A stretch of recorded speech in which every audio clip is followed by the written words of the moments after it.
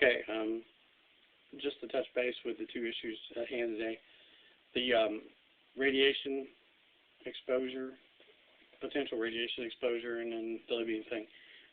First off, a lot of you don't even know how to calculate or how to understand to calculate how much exposure you could be getting. They keep coming up with this analogy that 6 months of exposure to the sun is how much radiation you could possibly get. But when they say that, it's meaning that you have 6 months, 24 hours a day, 7 days a week, 180 days for the 6 months of constant exposure to the sun. Nobody does that.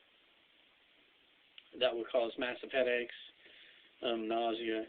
You know, it'd be basic a small dose of radiation poisoning that you'd be getting from sun exposure. And unless you live in between the Earth and the sun, out in space somewhere, in a glass bubble, not protected by any radioactivity through the glass, then you'll never get that kind of exposure. It's not the type of exposure to where you're outside every day for 6 months. Even most people can only stand to be outside for 4 to 5 hours a day at any time, unless, of course, you work in an environment that gives you the protective equipment like sunglasses and long sleeve shirts or whatever else. Like we did when we were in the desert, we wore our sleeves down. And it was 130 degrees at tops during the daytime.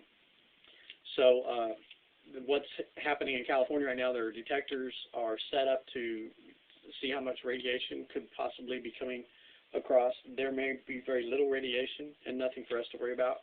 Or like some of the news agencies are reporting, there could be quite a bit of radiation.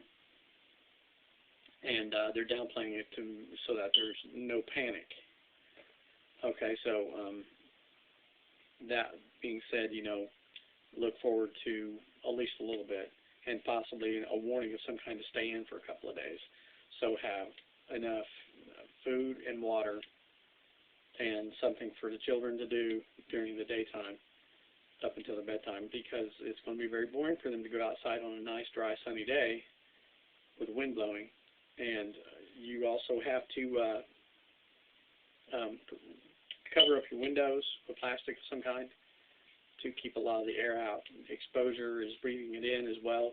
So any ventilation you may have in your house, like an open window, you have to close everything, seal it up to where it'll be no wind can come in and blow it in. And also try and get a filtering system, which there are many different diagrams online how to make a filtering system out of a Pringles can with cotton stuck on each side, and the wind can blow in and you get somewhat fresh air or some ventilation of some kind. Okay, the Libyan thing, they did a no-fly zone resolution today. They voted for that. Actually, I think it was last night. And they have implemented a ceasefire verbally over in Libya, but they haven't really done any ceasefiring yet from the last report. So, like 20 people died earlier today, before any real ceasefire was implemented or stated. So you're going to see no ground troops, but you're going to see American planes and cruise missile launches go probably into the capital city at the very least, or just to get him out of office completely and totally, instead of what they did in '86, pussyfooting around with him. So make sure that you guys pay attention to the news on the radiation thing. Some will flash across the TV and you'll know. It'll be emergency broadcast system. We have 4 tests yesterday, and normally we don't have 4 tests a month on the emergency broadcast system at any given time, but having 4 in one day means they're preparing you for the possibility of seeing it more often with an actual warning. So pay attention.